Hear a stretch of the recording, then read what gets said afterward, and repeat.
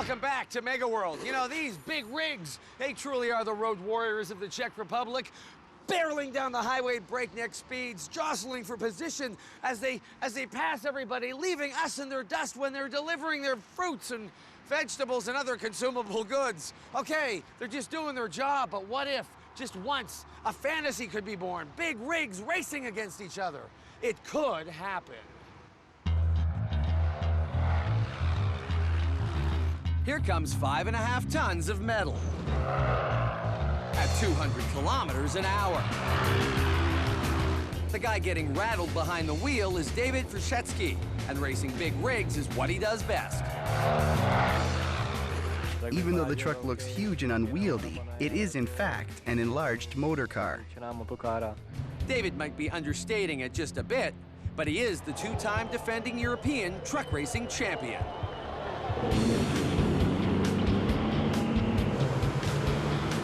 Truck racing has a huge following throughout Europe. The trucks are at least 3 times the size of a stock car, yet they race on the tracks designed specifically for cars. And it gets very crowded out there with 25 trucks jockeying for position. The trucks are heavy. If you make a decision to pass another truck, there is no looking back. All trucks have a strict 160-kilometer-an-hour speed limit during races. But the speed isn't the problem. At 5.5 tons, these trucks don't exactly stop on a dime. It's not supposed to be a contact sport, but, well, let's just say there are some love taps.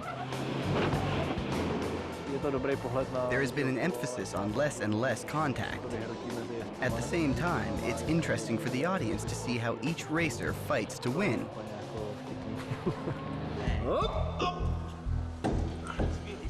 And winning is not about to get any easier for David and his race team.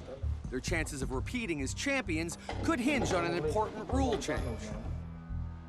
This twin turbo has powered the team to back-to-back championships, but this year David and his team are being forced to use a single turbo like everyone else. A turbo system increases the amount of air getting into the engine. It does that by tapping into the exhaust, compressing the air, and then forcing it back into the combustion chamber. Boosting the air intake allows for more fuel to be burned, and that means more power. A twin turbo system is twice as effective. Now that edge is gone. We spent 2 seasons developing the advantage, and now we have lost it. Now we are back to the single turbo engine. The team has spent the past few months crunching numbers and trying to find more horsepower. But this is the day they've looked forward to for months. Time to head out to the track and see how their single turbo engine will perform. Actually, this is our first test. This is the first opportunity to see the result of our work during the winter. Basically one of the most important testing in the year. It's a head-to-head test. The blue decal truck is last year's engine. Underneath the no-name paint job is the new single turbo. Both trucks get up to speed quite easily, but suddenly there's trouble. The hoses are brought out in a hurry to douse a fire. There we had a problem with the oil pipe. There was a leaking little bit oil on the lubrication and get a fire because everything is hot from the exhaust.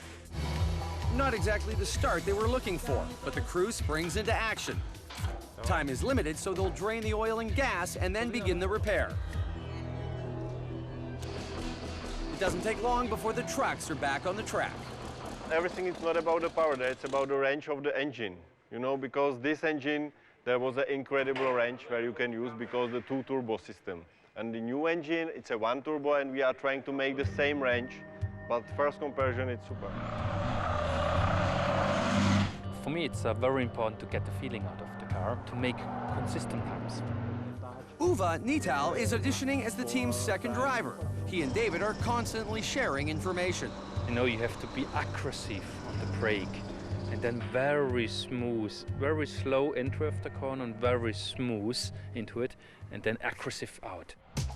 Being smooth into the corners and braking at the last minute to keep up your speed puts a huge strain on the brake cooling system. Just look at the steam coming up from those brake discs.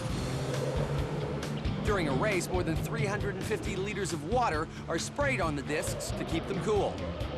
That's what's in these tanks. If the water runs out or one of the nozzles gets clogged, the race is pretty much over. After each run, the technicians pull data from the truck's black box, and the two drivers sit down and compare their laps. This was hard and this was soft. Here we have the brake, you know, it's free something, then we go to the hard. You see, we're working very close together. I use his completely data. I see exactly his braking points, when he's accelerating, and he supports me very good. Back on the track, and the drivers appear to be picking up the pace a little. Unfortunately, storm clouds move in, making conditions very difficult. 5-ton trucks don't stop very well on wet pavement. The last thing they want is a crash before the season even begins. Because you cannot control it. It's not made for this. And it's not the racing, then it's a surviving. Okay, Uwe, can you hear me? Please be careful because it starts raining and really dangerous situation. Be careful. They eventually pull the plug on testing. It's just way too dangerous. But the weather doesn't dampen the enthusiasm of the team. Everyone seems pretty happy with the single turbo. How was the times? It was better? Okay, that's good, that's good. They hope to get at least a few more days of track time with their new engine before the defense of their championship begins. If they're feeling any pressure, well, they're not about to show it.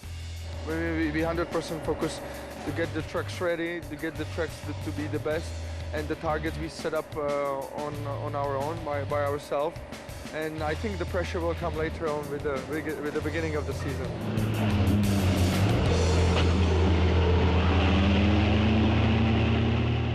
Well, there's still lots more to come here on Mega World Czech Republic, including one story you're really gonna dig. Where was that going again?